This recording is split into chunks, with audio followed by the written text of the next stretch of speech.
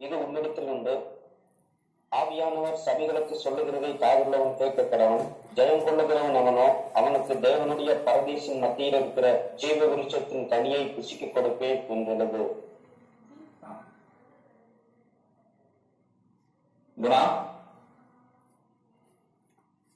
Gunaseelan sir சொல்லுங்க. வெளிப்படுத்தல் 2:8, 8, 9, 10, 11. Okay. சிம்னா சபையின் தூதனுக்கு நீ எழுத வேண்டியது என்னவெனில், முந்தினவரும் பிந்தினவரும் மரித்திருந்து பிழைத்தருவருமானவர் சொல்லுகிறதாவது, உன் கிரியைகளையும் உன் உபத்திரவத்தையும் நீ ஐஸ்வர்யமாய் இருந்தும் உனக்கிருக்கிற தரித்திரத்தையும் தங்களை யூதர் என்று சொல்லியும் யூதராயிராமல் சாத்தானுடைய கூட்டமாய் இருக்கிறவர்கள் செய்யும் தூஷணத்தையும் அறிந்திருக்கிறேன். நீ பரப்போகிற பாடுகளை குறித்து எவ்வளவும் பயப்படாதே. இதோ நீங்கள் சோதிக்கப்படும் பொருட்டாக பிசாசானவன் உங்கள் சிலரை காவலில் போடுவான். 10 நாள் உபத்திரப்படுவீர்கள். ஆகிலும் நீ மரணப்பரியந்தம் உண்மையாயிரு, அப்பொழுது ஜீவனிடத்தை உனக்கு தருவேன். ஆவியானவர் சபைகளுக்கு சொல்லுகிறதில் காதுள்ளவன் கேட்க கடவன். ஜெயம் கொள்ளுகிறவன் 2ஆம் மரணத்தில் சேதப்படுவதில்லை என்று எழுது. தேவனுக்கு மகிமை உண்டாவதாக. வெளிப்படுத்தின விசேஷம் 2ஆம் அதிகாரத்தை நாம் பார்த்துக் கொண்டிருக்கிறோம். அதில் இன்றைக்கு சிமிர்னா சபை. இந்த சிமிர்னா சபையின் காலம், நான் ஏற்கனவே உங்களுக்கு இந்த 7 சபைகளின் காலத்தை இந்த கிருபையின் காலத்தில் பிரித்திருக்கிறார்கள் என்று சொன்னேன். கர்த்தராகிய இயேசு கிறிஸ்துவின் நாமத்தில் தேவனுடைய நாம் மகிமைப்படுவதற்காக வெளிப்படுத்தின விசேஷம் 2ஆம் அதிகாரம் 8ஆம் வசனத்திலிருந்து பார்க்க போகிறோம். சிமிர்னா சபையின் தூதனுக்கு ஆண்டவர் எழுதுகிற தூதை குறித்து நாம் பார்க்க போகிறோம். இந்த சிமிர்னா சபையின் காலத்தை கிபி 100 முதல் 313 வரை என்று கணித்திருக்கிறார்கள்.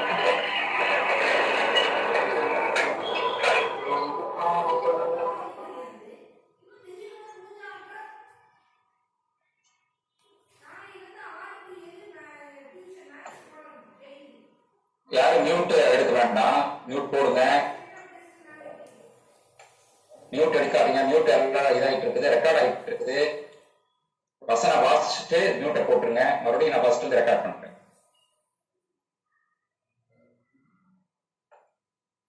தேவனுக்கு மகிமை உண்டாவதாக. வெளிப்படுத்தின விசேஷம் 2ஆம் அதிகாரத்தை தியானித்துக் கொண்டிருக்கிறோம். சிமிர்னா சபைக்கு ஆண்டவர் எழுதுகிற தூதை குறித்து தியானிக்க போகிறோம். எபேசு சபை 1ஆம் நூற்றாண்டில் அதாவது ஆண்டவர் உயிர்த்தெழுந்ததிலிருந்து கிபி 100 வரைக்கும். சிமிர்னா சபை 100 முதல் 313 வரை. இந்த சிமிர்னா என்ற வார்த்தைக்கு வெள்ளை கோலம் என்று பொருள். இது கிமு 580 அது அழிக்கப்பட்டது. மீண்டும் அது அலெக்சாண்டருக்கு மறுபடியும் கட்டப்பட்டது. எபேசு சபையிலிருந்து கிட்டத்தட்ட 45 கிலோமீட்டர்கள், அது 48 கிலோமீட்டர்களுக்குள்ளாக 40 கிலோமீட்டருக்கு மேலாக தூரத்தில் இருக்கிறது.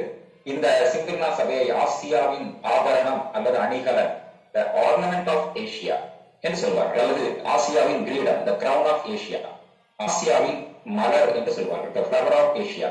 அப்புறம் வானவில், ஆசியாவின் வானவில் என்றெல்லாம் சொல்லுவார்கள். இது ஒரு வணிக நகரம், அதிக வணிகம் நடைபெற்ற இடம்.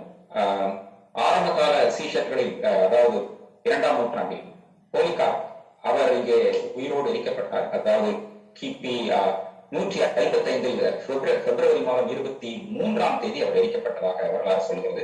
இது ஒரு மலையின் மேல் கட்டப்பட்ட ஒரு பட்டணம். இது இந்த சிமிர்னா என்ற வார்த்தைக்கு வெள்ளை கோலம் என்று நாம் பார்த்தோம். இதனுடைய இப்பொழுது இருக்கிற பெயர் இஸ்மீர், ISMIR, இஸ்மீர். அதாவது முதல் நூற்றாண்டிலே, அதாவது முதல் சபை எபேசு சபை. அந்த சபையிலே தேவன் ஒரு காரியத்தில் வருத்தப்பட்டதாக நீங்கள் இப்பொழுது வாசிப்பீர்கள். அதனால் தான் மறுபடியும் அந்த சபையின் தூதை வாசிக்க சொன்னேன். அதில் 4ஆம் வசனத்தில் ஆதியில் கொண்டிருந்த அன்பை விட்டதாக ஆண்டவர் வருத்தப்படுகிறார். அப்போ அதன் விளைவாக அடுத்த சபையினுடைய காரியங்கள் நமக்கு ஆவித்தியாசத்தில் வருகிறது. என்னவென்றால், ஆதியில் கொண்டிருந்த அன்பை விட்டால் வெள்ளை கோலம், அது வெள்ளை கோலம் என்று சொன்னால் ஒரு வகையில் அது பாடுகளை குறிக்கும். வெள்ளை கோலம் அப்படிப்பட்ட ஒரு பாடுகளின் வழியாக எடுக்கிற ஒரு அந்த பொருள் தான். ஆகவே அது வெள்ளை, அதாவது அது பாடுகள். அந்த பாடுகள் சபையை தான் இந்த சினிமா சொல்கிறது. சினிமாவில் ஒரே ஒரு சின்ன குறைபாடு தான் இருக்கிறதாக சொல்கிறார். மற்றபடி இவர்கள் பாடுகளுக்குள் போவதாக சொல்கிறார்கள். ஒரு மனுஷன் ஆதியில் கொண்டிருந்த அன்பை, தேவன் மேல் கொண்ட அன்பை விட்டால் தேவன் அவனுக்கு சில பாடுகளை அனுமதிப்பார். அவர்களுடைய வாழ்க்கையில் பாடுகளை அவரே கொண்டு வரலாம். இதை நாம் காலையில நாம் தியானத்திலே பார்த்துக் கொண்டிருக்கிறோம். தேவன் கொண்டு வருகிற காரியங்களில் ஒன்று சோதனை, அப்புறம் உபத்திரவங்கள். சில சமயங்களில் சாத்தானிடத்திலிருந்து மனுஷரிடத்தில் சோதனை வந்தால் தேவன் அந்த சமயத்தில் அதற்கு அனுமதி கொடுக்கலாம், விட்டு பிடிக்கலாம். நாம் என்ன முடிவெடுக்கிறோம் என்பதை குறித்து தேவன் நம்மை நோக்கி பார்க்க கூடும். ஆனால் தேவனே கொண்டு வருகிற சோதனை என்பது வித்தியாசமான ஒரு விஷயம். அது நாம் ஆபிரகாமுடைய வாழ்க்கையில பார்த்தோம்.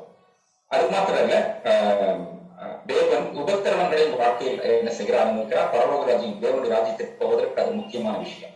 அது உபத்திரவங்கள் சில சமயங்களில தன்னுடைய பிள்ளைகளை சரிப்படுத்துவதற்கு அதை சிற்றை என்று சொல்லலாம். சிற்றையின் அடுத்த கட்டம் தான் தண்டனை, உபத்திரவத்தினுடைய உச்சகட்டம் தான் தண்டனையாக இருக்கும். அது தேவன் இருக்கிற கடைசி. ஆகவே இதை சிமிர்னா என்று சொல்லும்போது வெள்ளை கோலம் என்று பார்த்தோம். இந்த பட்டணத்திற்கான சில விஷயங்களை குறித்து நாம் முன்னோட்டத்திலே பார்த்திருப்போம். இப்பொழுது இந்த சபையினுடைய காரியங்களிலே ஆண்டவர் எப்படி தோன்றுகிறார் என்பதை நாம் பார்க்க போகிறோம். முதலாவதாக அப்பியரன்ஸ். அவர் என்ன எப்படி தோன்றுகிறார் என்று சொன்னால், முந்தினவரும் பிந்தினவரும் மரித்திருந்து பிழைத்தவருமானவர் சொல்லுகிறதாவது என்று சொல்கிறார். முந்தினவர் பிந்தினவர் மரித்திருந்து பிழைத்தவர். அப்போ ஆண்டவர் 1ஆம் அதிகாரத்தில் யோவானுக்கு தன்னை வெளிப்படுத்தின தோற்றத்தில் ஒவ்வொரு சபையிலும் சில சில விஷயங்களை சொல்லுவதாக பார்க்கிறோம். அவர் முந்தினவர், அவர் பிந்தினவர், மரித்திருந்து பிழைத்தவர் என்று சொல்கிறார். இதை பார்க்கும்போது வெளிப்படுத்தின விசேஷம் 1ஆம் அதிகாரம் 11ஆம் வசனம் சொல்கிறது, நான் ஆல்பாவும் ஒமேகாவும் முந்தினவரும் பிந்தினவருமாய் இருக்கிறேன் என்று ஆண்டவர் அங்கே சொல்வதாக பார்க்கிறோம். அப்போ தேவன் தான் எல்லாருக்கும் முந்தினவர், கடைசியும் அவரது, ஆதியும் அவரே, அந்தமும் அவரே. இதை வெளிப்படுத்தின விசேஷம் 22ஆம் அதிகாரத்தில் ஆண்டவர் சொல்கிறார். வாசியுங்கள் 22ஆம் அதிகாரம் 13ஆம் வசனம். நான் அல்பாவும் ஒமேகாவும் ஆதியும் அந்தமும் முந்தினவரும் பிந்தினவருமாய் இருக்கிறேன். அப்ப பாருங்க, நான் ஆல்பா ஒமேகாவாக இருக்கிறேன், ஆதியும் அந்தமாய் இருக்கிறேன், முந்தினவரும் பிந்தினவருமாய் இருக்கிறேன். இதிலிருந்து என்ன விளங்கிக் கொள்கிறோம் என்றால், ஆதியிலிருந்து அந்தம் வரைக்கும் தேவனுடைய கிரிகளை மனுஷன் கண்டுபிடிக்க முடியாது. ஆனால் தேவன் எல்லாவற்றையும் அறிந்தவராய் இருக்கிறார். ஆகவே எதை வேண்டுமானாலும், என்ன நமக்கு தெளிவு வேண்டுமோ அதை தேவனிடத்தில் நாம் கேட்க வேண்டும். அது நமக்கு தேவையானதாக இருந்தால் கேட்க வேண்டும். நாம் பல சமயங்களில் நாம் பேசியிருக்கிறோம், மனிதனெல்லாம் உண்டாவதற்கு முன்பாக தேவன் என்ன செய்து கொண்டிருந்தார். அது நம்முடைய ஆவிக்குரிய வளர்ச்சிக்கு உதவி செய்கிறதா இருந்தால் தேவன் அதற்கு பதில் கொடுப்பார். அது நமக்கு எந்த வகையிலும் ஆவிக்குரிய வளர்ச்சிக்கோ நித்தியத்துக்கோ பிரயோஜனம் இல்லை என்று சொன்னால் தேவன் அதை தம்முடைய சித்தப்படி தெரிவிக்காமல் இருக்கலாம். மறைவானவைகள் கர்த்தருக்கு வெளிப்படுத்தப்பட்டவைகள் நமக்கு. ஆகவே நாம் இதில் என்ன விளங்கிக் கொள்கிறோம் என்றால், இந்த முந்தினவர் பிந்தினவர் என்பதிலிருந்து தேவனை பற்றி அப்படி ஒரு ஆராய்ச்சி செய்யாதபடிக்கு நாம் என்ன செய்ய வேண்டும் என்று சொன்னால், இதுல ஒரு முக்கியமான விஷயத்தை, ஆராய்ச்சியை பற்றி அல்ல, அதை விட அவர் முந்தினவர் பிந்தினவர்னா அவருக்கு எல்லாமே தெரியுதுன்னு அர்த்தம். அவருக்கு தெரியாத, தேவனுக்கு தெரியாத விஷயம் ஒன்றுமே இல்லை. ஏனென்றால் எல்லாமே அவருடைய கட்டுப்பாட்டுக்கு கீழாக இருக்கிறது. ஆகவே அவருடைய கட்டுப்பாட்டுக்கு கீழாக நீங்களும் நானும் இருந்தோம் என்று சொன்னால், நிச்சயமாகவே தேவன் நமக்கு என்ன வெளிப்படுத்த வேண்டுமோ, ஏசாயா 48:17 படி எதை சொல்லித்தர வேண்டுமோ அதை சொல்லிக் கொடுத்து நம்மை நடத்துவதற்கு அவர் உண்மை உள்ளவராய் இருக்கிறார். அதனால என்னுடைய கருத்து என்னவென்றால், இந்த சமயத்தில் தேவனுடைய சித்தத்திற்கு விடுவதுதான் நல்லது என்று நினைக்கிறேன். வேதமும் அப்படித்தான் சொல்கிறது. சில விஷயங்களை உரிமையாக நாம் தேவனிடத்தில் பிள்ளை என்ற உரிமையில கேட்கிறோம். தேவன் சித்தமானால் அவர் தருவார், அவர் அன்புள்ளவர். ஆனால் அவர் தராமல் விட்டுவிட்டால் அதை குறித்து சங்கடப்படக்கூடாது. ஆகவேதான் இங்கே பார்க்கிறோம், முந்தினவர் பிந்தினவர். இன்னொரு வசனத்தை வாசிக்கும்படி உங்களை நான் கேட்டுக் கொள்கிறேன். ஏசாயா 41ஆம் அதிகாரம் 4ஆம் வசனம். அதை செய்து நிறைவேற்றி ஆதி முதற்கொண்டு தலைமுறைகளை வரவழைக்கிறவர் யார்? முந்தினவர்களாய் இருக்கிற கர்த்தராகிய நான் தானே, பிந்தினவர்களோடும் இருப்பவராகிய நான் தானே. அப்போ முந்தினவரும் பிந்தினவரும் என்று அங்கே சொல்கிறார். தேவன் செய்கிற எல்லா விஷயத்தையும் நான் தானே செய்கிறேன். அது அவருடைய மோனோபோலியை, தனித்த உரிமை. நாம் கேள்வி கேட்க முடியாது. ஆனால் வேதம் எதற்கு அனுமதி கொடுக்கிறதோ அதை மட்டும் தேவனிடத்தில் நாம் கேட்கலாம். அதுவும் எல்லாரும் இல்லை. இப்ப ஒரு ஊழியக்காரன் தேவனிடத்தில் ஒரு காரியத்தை கேட்பதற்கும் ஒரு விசுவாசி கேட்பதற்கும் வித்தியாசம் இருக்குது. விசுவாசிகளிலேயே ஒவ்வொருவரும் அவருடைய வாழ்க்கை நிலைக்கு ஏற்றபடி அவர்கள் கேள்விகள் வித்தியாசப்படலாம். தங்களுடைய வாழ்க்கையை குறித்து, அல்லது மற்றவைகளை குறித்து. ஒவ்வொருவருடைய வாழ்க்கைக்கு எது வளர்ச்சிக்கு தேவையோ, ஆவிக்குரிய வளர்ச்சிக்கு, நித்திய ஜீவனுக்கு எது முக்கியமாக செயல்படுகிறதோ அவரவர்கள் தங்கள் வாழ்க்கையை ஒட்டியான விஷயங்களை தேவனிடத்தில் கேட்கலாம். அப்ப இங்க சொல்லும் போது அவர்தான் எல்லாரோடும் இருக்கிறார், எப்பொழுதுமே அவர் இருக்கிறவராக இருக்கிறார். அப்படியானால் நீங்கள் ஒன்றை இப்பொழுது உங்களுக்கு ஆண்டவர் உற்சாகப்படுத்த விரும்புகிறார். எல்லாவற்றையும் தெரிந்த கர்த்தருக்கு உங்கள் வாழ்க்கையில் வரப்போகிற பாடுகளும் நன்றாக தெரியும். ஆகவே அதை பற்றி நீங்கள் கவலைப்பட வேண்டிய அவசியமே இல்லை. நீங்கள் ஒன்றுக்கும் கவலைப்படாமல் எல்லாவற்றையும் தேவனுக்கு நீங்கள் விண்ணப்பங்கள், வேண்டுதல், ஸ்தோத்திரம், ஜெபத்தினால் தெரியப்படுத்தினால் போதும். அவர் என்ன செய்வார்? உலகமே தரக்கூடாத ஒரு சமாதானத்தினால் உங்களை காத்துக் கொள்வதாக தேவனுடைய வசனம் சொல்லுகிறது. அதுக்கப்புறம் முக்கியமான ஒரு கருத்துக்கு நான் உங்களை இட்டு செல்ல வேண்டும் என்று விரும்புகிறேன். மரித்திருந்து பிழைத்தவர் என்று சொல்கிறார். தேவன், அதாவது இயேசு கிறிஸ்து மரிக்க வேண்டிய அவசியம் இல்லை, மரணத்துக்கு அவருக்கு சம்பந்தம் இல்லை. ஆனால் மரணத்தை அவர் ஏற்றுக்கொண்டதாக தான் வேதம் சொல்லுது. பாருங்க, மரணம் நம்மளால ஏற்றுக்கொண்டது நமக்கு எப்ப வேணா வரும். நம்ம நினைச்சா மரணத்தை சூஸ், அது தற்கொலை, அதே தப்பு வசனப்படி. ஆனால் நம்ம நினைச்சா மரணத்தை சூஸ் பண்ண முடியாது, தேவன் தான் பிக்ஸ் பண்ணணும். தற்கொலை கூட பண்ண போனா கூட தேவன் நினைச்சா தடுக்கலாம். அப்படி நிறைய பேரை தடுத்து ரட்சித்து இருக்கிறார். ஆகவே அது நம்முடைய கையில் இல்லை, தேவனுடைய கையில். ஆனால் இயேசு கிறிஸ்து மரணத்தை தானே மனமுவந்து ஏற்றுக்கொண்டார். ஏனென்றால் அவர் தேவனை போலவே சாவாமை உள்ளவர், அழியாமை உள்ளவர். அவர் தம்மைத்தானே தாட்டி மனுஷ சாயலாக நமக்காக பலியானார். அப்ப அவர் எடுத்த ஒரு வாலண்டரியான ஒரு முடிவு அது. நமக்காக அவர் செய்த தியாகம், அவர் எடுத்த அன்பின் முடிவு. ஆண்டவரே, புஸ்தக சொல்லில் என்னை குறித்து எழுதியிருக்கிறது, உங்களை சித்தப்படி செய்ய வருகிறேன் என்று சொல்லி தேவனுடைய சித்தம் என்னவோ அதை செய்வதற்காக பூமியில் பிரவேசித்தார். ஆகவே அவர் மரித்து பிழைத்தவர் என்று இங்கே யோவான் சொல்வதில் இருந்து என்ன விளங்குகிறது என்று சொன்னால், அதுல ஒரு சில வசனங்களை மட்டும் நம்ம தியானிப்போம். ஏன்னா இதுலேயும் தேவன் நமக்கு சில ஆவிக்குரிய சத்தியங்களை வைத்திருக்கிறார். வெளிப்படுத்தும் விசேஷம் 1ஆம் அதிகாரம் 18ஆம் வசனம். மரித்தேன், ஆனாலும் இதோ சதா காலங்களிலும் உயிரோடு இருக்கிறேன். ஆமென். நான் மரணத்திற்கும் பாதாளத்திற்கும் உரிய திறவுகோல்களை உடையவராய் இருக்கிறேன் என்று இங்கே ஆண்டவர் யோவானிடத்திலே சொன்னார். மரித்தேன், ஆனாலும் இதோ சதா காலங்களில் உயிரோடு. அவர் எப்பவுமே உயிரோடு இருக்கிறவர் தான். ஒரு டைம் பீயிங் நான் மறிச்சேன், மறுபடியும் சதா காலம் உயிரோடு இருக்கிற நிலைமைக்கு நான் போய்விட்டேன். ஆனால் இந்த மரித்து உயிர்த்தெழுதல வேற ஒரு அட்வான்டேஜ் இருக்கிறது. அதுவும் குறிப்பா தேவன் எல்லாமே நமது நிமித்தமாக தான் செய்தார். இயேசு கிறிஸ்துவுக்கு நம்ம கிட்ட இருந்து எந்த விஷயம் அவசியம் இல்லை. அவர் நம்ம கிட்ட அவர் நம்ம கிட்ட இருந்து எது தேவைப்படாது, ஏற்கனவே அதை பார்த்திருக்கிறோம். ஆனால் நமது நிமித்தமாகத்தான், நம்மை வைத்த அன்பின் நிமித்தமாக தான் தேவனும் அவரை உலகத்திற்கு அனுப்பினார். இயேசுவும் தேவனுடைய சித்தத்திற்கு தன்னை ஒப்பு கொடுத்து பூமிக்கு வந்தார். அதுல ஒண்ணு பாருங்க, நான் மரணத்திற்கும் பாதாளத்திற்கும் உரிய திறவுகோல்களை உடையவர் என்று உயிர்த்தெழுந்த பிறகு ஆண்டவர் சொல்கிறார். அப்ப இதுல இன்னொன்றையும் நான் உங்களுக்கு சொல்ல கடமைப்பட்டிருக்கிறேன். மரணத்திற்கும் பாதாளத்திற்கும் உரிய திறவுகோல்கள் என்று சொன்னார். ஆகவே யாருக்கும், கற்பனை பிள்ளைகள் யாருக்குமே மரண பயம் வர வேண்டிய அவசியமே இல்லை. அது எபிரேயர் 2ஆம் அதிகாரம் 14-15 வசனங்கள் திட்டவட்டமாக சொல்லுகின்றன.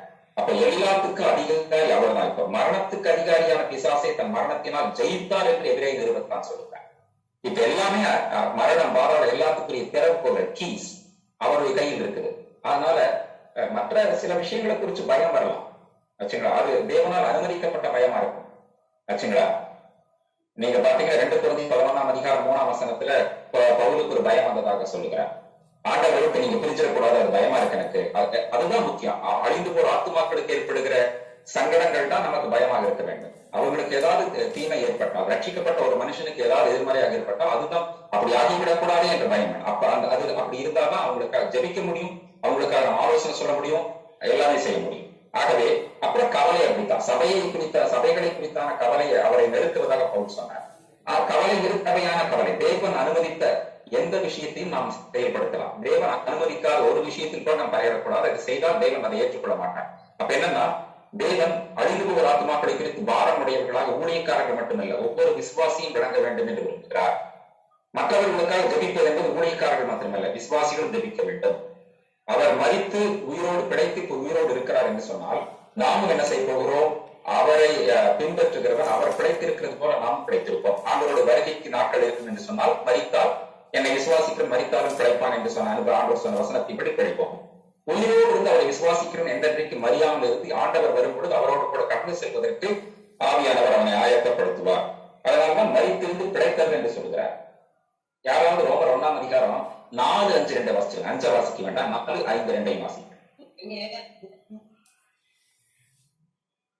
இயேசு கிறிஸ்துவை குறித்து தேவன் தம்முடைய தீர்க்கதரிசிகள் மூலமாய் பரிசுத்த வேதாகமங்களில் முன்னே தம்முடைய சுவிசேஷத்தை பற்றி வாக்குத்தத்தம் பண்ணினபடி, கர்த்தராகிய இயேசு கிறிஸ்துவானவர் மாம்சத்தின்படி தாவீதின் சந்ததியில் பிறந்தவரும் பரிசுத்தமுள்ள ஆவியின்படி தேவனுடைய சுதனென்று மரித்தோரிலிருந்து உயிர்த்தெழுந்ததினாலே பலமாய் ரூபிக்கப்பட்ட தேவகுமாரனாய் இருக்கிறார்.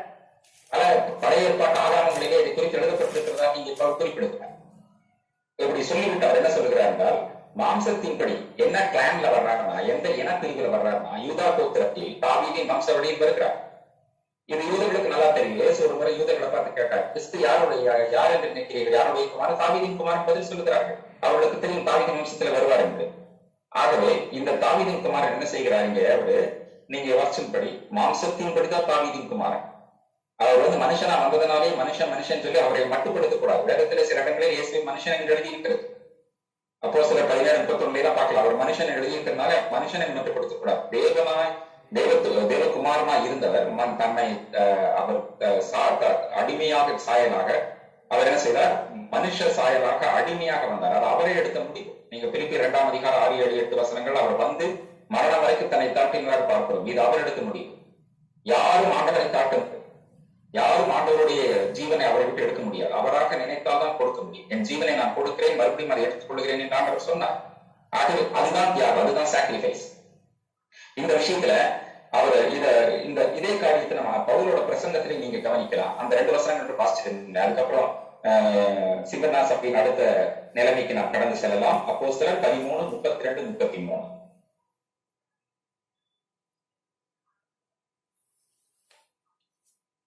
நீ என்னுடைய குமாரன், இன்று நான் உன்னை ஜெனித்தேன் என்று 2ஆம் சங்கீதத்தில் எழுதியிருக்கிறபடியே இயேசுவை எழுப்பினதினாலே தேவன் நம்முடைய பிதாக்களுக்கு அருளி செய்த வாக்குத்தத்தத்தை அவர்களுடைய பிள்ளைகளாகிய நமக்கு நிறைவேற்றினார் என்று நாங்களும் உங்களுக்கு சுவிசேஷமாய் அறிவிக்கிறோம். இது சுவிசேஷம் என்று பவுல் தெரிவிக்கிறார். 2ஆம் சங்கீதத்தில் எழுதியிருக்கிறபடி என்று அந்த சங்கீதத்தையும் அவர் மேற்கோள் காட்டுகிறார். சங்கீதம் 2, 7ஆம் வசனத்தில் இந்த காரியம் இருக்கிறது. இதை மேற்கோள் காட்டி 2ஆம் சங்கீதம் என்று குறிப்பாக குறிப்பிடுகிறார். அதாவது இயேசுவுக்கு ஆதாரம் கொடுக்கிறது அவருடைய ஸ்டேஷனுக்கு பின்னால் எழுதிய நிருபங்களிலே பலத்த ஆதாரங்களை கொடுத்திருக்கிறார். இன்னும் சொல்ல போனால் அவர் உயிரோடு இருந்ததற்கு நாங்கள் தான் சாட்சி என்று பேர் சொன்னார். அது வாய் வழியாக மாத்திரமல்ல, எழுத்து மூலமாகவும் தான். அவரை வாய் வழியாக இயேசுவை அறிவித்த போது, சுவிசேஷத்தை சொன்ன போது அவருக்கு சாட்சியாக இருந்தார்கள். நிருபங்களை எழுதின கர்த்தருடைய தாசர்களும் இயேசுவின் உயிர்த்தெழுதலுக்கு அவர்கள் சாட்சி பகர்ந்தார்கள். அப்போ இந்த உயிர்த்தெழுந்த தேவகுமாரனா இயேசு கிறிஸ்து சிமிர்னா சபைக்கு சொல்லுகிறார், அதாவது பாடுபடுகிற ஒரு சபை இது. அப்போ நம்ம தேவன் மேல் இருக்கிற அன்பை விட்ட தேவன் பாடுகளை நம்முடைய வாழ்க்கையில அனுமதிக்கிறார். அதனால அவர் நம்ம அன்பு இல்லை நிறுத்தங்கள், அன்பு இருக்கிறதுனால தான் அனுமதிக்கிறார். ஏனென்றால் வெள்ளை கோலமாக நீங்கள் நற்கந்தமாக வீச வேண்டும் என்று தேவன் விரும்புகிறார். அதாவது நீங்கள் சாட்சியுள்ள வாழ்க்கை 2 Corinthians 2:14 இப்படி சாட்சியுள்ள வாழ்க்கை வாழ்ந்து அநேகருக்கு இயேசு கிறிஸ்துவினுடைய அந்த நல்ல வாசனையை நீங்கள் கொண்டு செல்ல வேண்டும் என்று விரும்புகிறார். அதற்குதான் மரித்திருந்து கிடைத்தவர் என்று சொல்லுகிறார். அதாவது இன்னும் சொல்லப்போன ஒரு ஸ்நானத்துக்குள்ள அவர் கடந்து போனார். அதன் விளைவாக இன்றைக்கு உலகத்தில் ரட்சிப்பு ஏற்படுத்தப்பட்டிருக்கிறது. மிகப்பெரிய சொத்து அது. யாரெல்லாம் நிறைய பேர் கருத்து ரட்சிக்கப்பட்டவங்களுக்கே ரட்சிப்போட மதிப்பு தெரியல, மற்றவங்களுக்கு எப்படி தெரியும்? யாரெல்லாம் அந்த ரட்சிப்பை சுதந்திரித்துக் கொடுக்கிறார்களோ அவர்கள் முடிவு வரை இந்த நிலையில் இருக்க வேண்டும் என்பதுதான் தேவனுடைய வாஞ்சை. இயேசு அதை தன்னுடைய ஊழியத்தில் சொல்லி இருக்கிறார். முடிவு வரைக்கும் நிற்க வேண்டும், அப்பொழுதுதான் அவர்கள் ரட்சிக்கப்படுவார்கள். ஆகவே இன்றைக்கு நாளைக்கு அல்ல. நீங்கள் கேட்கிற வசனங்கள் வேதத்தை வாசிக்க மாட்டவர்கள் வாசிக்க கேட்கும்போது நன்றாகத்தான் இருக்கிறது. இயேசு உயிர்த்திருந்தார், சதாகாலம் உயிரோடு இருக்கிறார் என்று வாசிக்க கேட்டால் சந்தோஷமாகத்தான் இருக்கிறது. ஆனால் அந்த உயிர்த்திருந்த இயேசு கிறிஸ்துவின் ஜீவன் எனக்குள்ளே இருக்கிறதா? அந்த ஜீவன் விளங்கும்படியாக அவர்களுடைய மரணத்தை நான் சுமந்து திரிகிறேனா என்பதை நாம் யோசித்து பார்க்க வேண்டும். அதனால் அவர்களுக்கு எப்படி தோன்றுகிறார் என்றால், அப்ரிசியேஷன் முதல் குறிப்பை நான் நிறைவு செய்கிறேன்.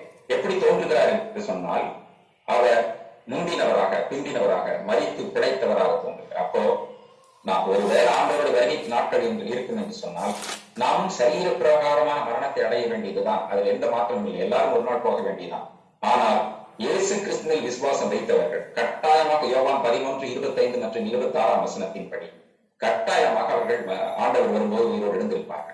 அந்த மகிமையான உயிர்த்தெழுதலில் மனவாட்டியாக எழுந்திருப்பார்கள். அந்த வாக்கியத்தை அடைய வேண்டும் என்று சொன்னால் உயிர்த்தெழுந்த இயேசு கிறிஸ்து உங்களிடம் இருக்க வேண்டும், உயிர்த்தெழுந்த இயேசு கிறிஸ்துவுக்குள் நீங்களும் ஜீவிக்க வேண்டும் என்பதை வேதம் நமக்கு சொல்கிறது.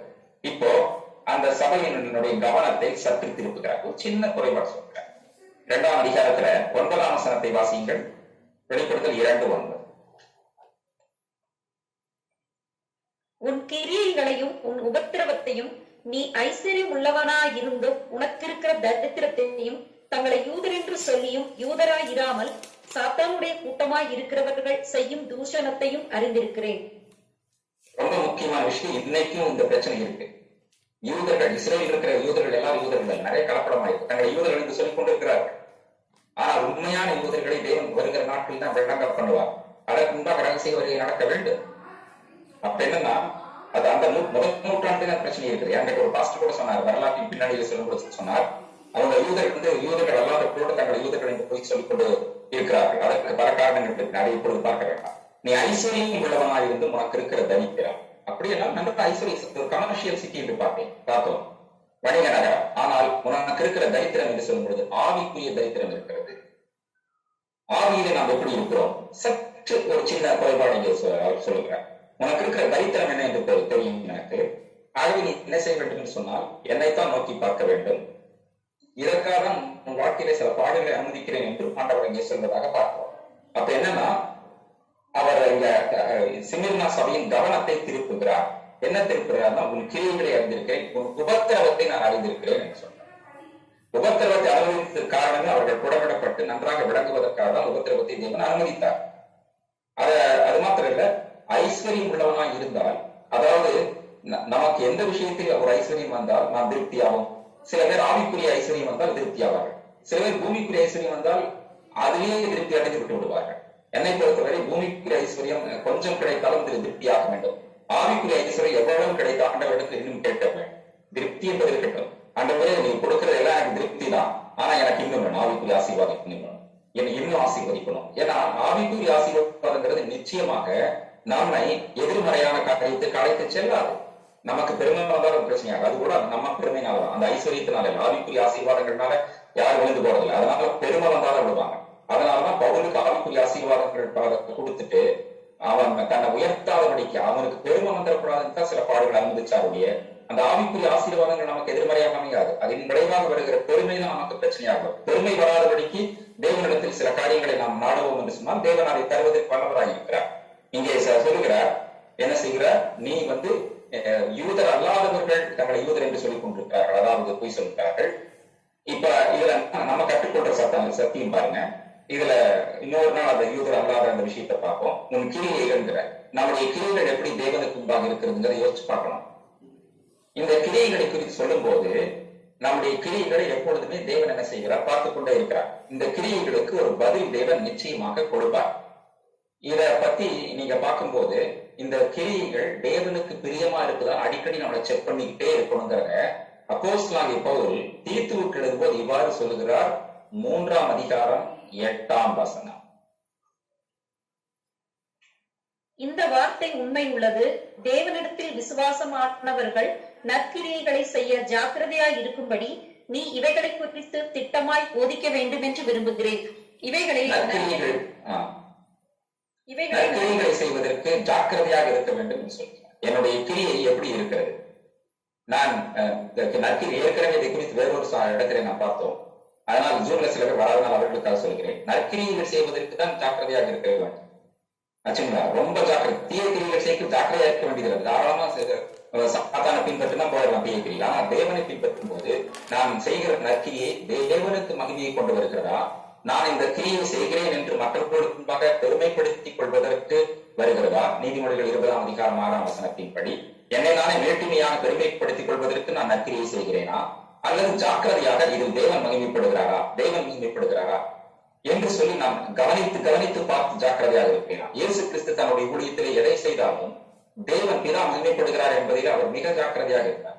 பாருங்க, அவர் ஜாக்கிரதையா இருக்க வேண்டிய அவசியம் இல்லை. அவர் எது செஞ்சாலும் பெர்ஃபெக்டா தான். ஆனா அவரே நான் பிதாவுக்கு பிரியமானது எப்பொழுதும் தேடுகிறேன், பிதாவுக்கு சித்தமானது எப்பொழுதும் தேடுகிறேன் என்று சொன்னார். பிதாவின் கட்டளையை நான் கை கொள்கிறேன், அவர் எனக்கு சொன்னபடியே பேசுகிறேன் என்று அவர் எல்லா விஷயத்திலும் பிதாவையே நோக்கி பார்த்ததினாலே தேவன் என்ன செய்தார், அவரில் எல்லா விஷயத்திலும் அவரை குறித்து அவர் பிரியமாயிருந்தார். அவரை தனியே இருக்க அவர் விடவில்லை. அப்படி நம்ம வாழ்க்கையில நம்முடைய கிரியைகள் எப்படி இருக்கிறதுன்னு யோசிச்சு பார்க்கணும். ஒருவேளை இத்தனை நாள் வரைக்கும் அந்த கிரியைகள் ஏனோ தானோ இருந்தால் இனி ஆண்டவரிடத்தில் கேட்டு, ஐயா நான் உண்மை பின்பற்றுகிறேன், எனக்கு சொல்லித்தாரும் என்று கேட்க வேண்டும். அதே தீத்து 3ஆம் அதிகாரம் 14ஆம் வசனம் அப்படி சொல்லுகிறது. தீத்து 3:14 நம்முடையவர்களும் கனியற்றவர்களாய் இராதபடி குறைவுகளை நீக்குகிறதற்கு ஏதுவாக நற்கிரியைகளை செய்ய பழகட்டும். அப்ப ஆண்டவர் கேட்கணும், நான் சரியா இதுவரைக்கும் செஞ்ச நற்கிரியைகள் ஒருவேளை உண்மை மகிமைப்படுத்தலைன்னா இனிமேல் எனக்கு ஆண்டவரை பழக்கித்தாரும். ஆண்டவரே உங்களுடைய கரம் பற்றிக்குள் நடக்கிறேன், எந்த கிரியை சென்றால் உமக்கு நேராக கையை நீட்டுவேன்னு சொல்றோம். இது இயேசு எந்த அற்புதம் நினைத்தாலும் தேவனை மகிமைப்படுத்து. நீ போய் தேவன் உனக்கு இறங்கி செய்தவைகளை அறிவு. எப்படி பிதாவையே சொல்லிட்டு இருந்தாரு. எதுனாலும் அவர் தேவனை நோக்கி கை நீட்டினார். ஆனால் தேவன் மேல் வருகிற எந்த நிந்தையும் தம்மையில் வைத்துக் கொண்டார் என்று வேதம் சொல்லுகிறது. தேவன் மேல் ஏதாவது எதிர்மறையா வந்தா அதை தான் எடுத்துக்கொண்டார். ஆனால் எல்லாம் நேர்மறையாக வந்த விஷயம் எல்லாம் தேவனுக்கு மகிமை செலுத்தினார். என்னிடத்தில் வாசமாக இருக்கிற பிதாவே இந்த கிரியைகளை எல்லாம் செய்கிறார் என்றெல்லாம் தேவனை உயர்த்தினார். நமக்கு அது நன்றாக தெரியும். அப்ப என்னுடைய கிரியைகள் எப்படி இருக்கிறது? அடுத்து உபத்திரவம். உபத்திரவப்படும் போது நாம் ஏற்கனவே பார்த்து உபத்திரவப்பட்டது எனக்கு நல்லது என்று சொல்லுகிறோமா? சரி, அந்த வசனம் எல்லாத்துக்கும் தெரியும். ஆனா ஒரே ஒரு வசனத்தை மட்டும் வாசிங்க, நம்ம அடுத்த குறிப்புக்கு போலாம். 119 சங்கீதம் 75 வசனத்தை வாசிங்க.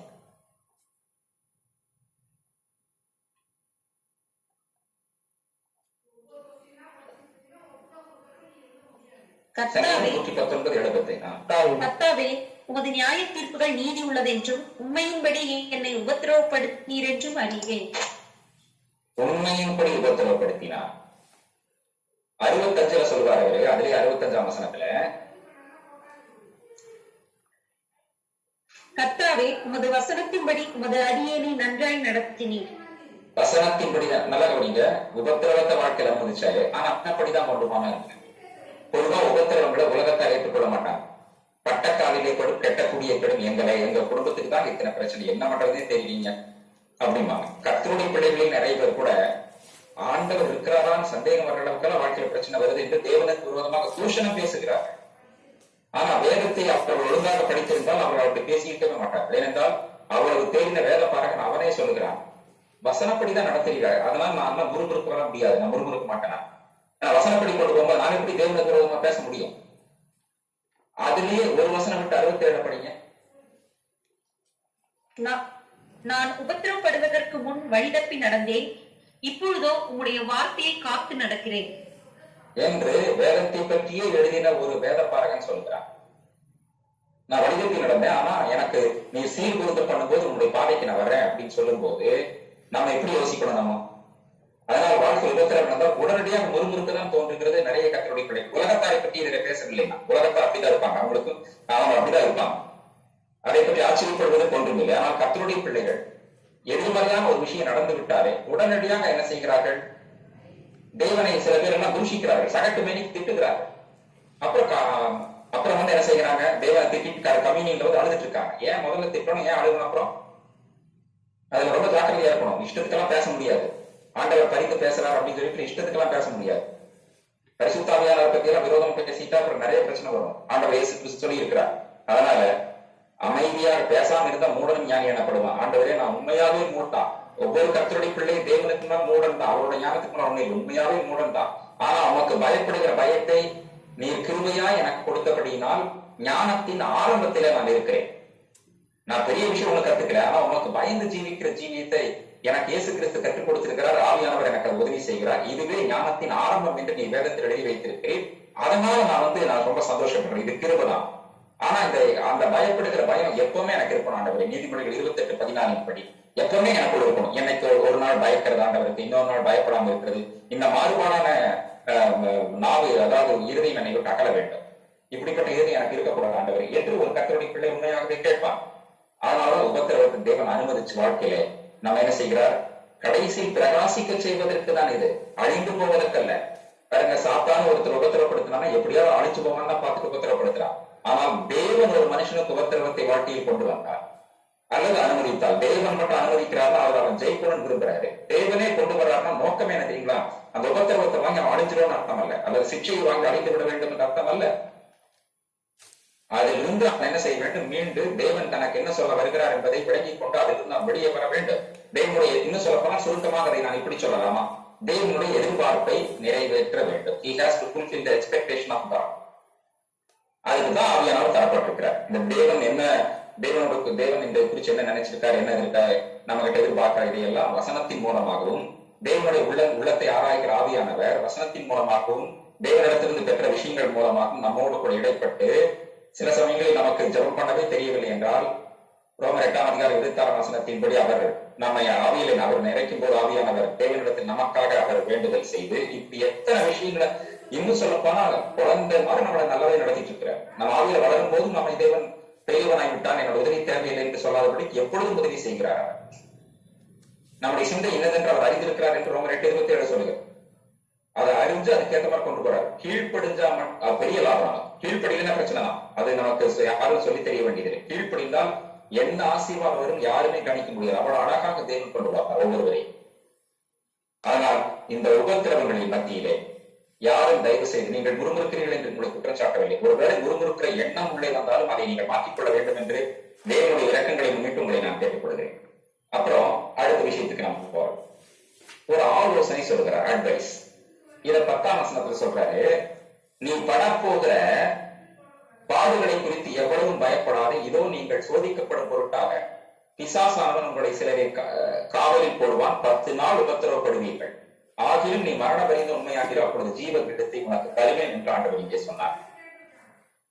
இது ரொம்ப முக்கியமான விஷயம். இதை நாம் ஒரு சின்ன இடைவேளைக்கு அப்புறம் நம்ம பார்க்க போகிறோம். ஏனென்றால் இன்னும் 1 நிமிடம் தான் இருக்கிறது. அந்த இடைவேளையில் ஒரு 10 நிமிஷம் நீங்க வெயிட் பண்ணுங்க. அப்பதான் இப்ப ரெக்கார்டான விஷயம் இதாகும், அது அப்படியே கன்வெர்ட் ஆகும். ஆகவே அது வரைக்கும் வெயிட் பண்ணுங்க. இப்பொழுது 7:25, நீங்கள் சரியாக 7:35 உள்ளே வரலாம். அதுவரை தேவன் தம்முடைய கிருபையை நம்மை விளங்க பண்ணுவாங்க.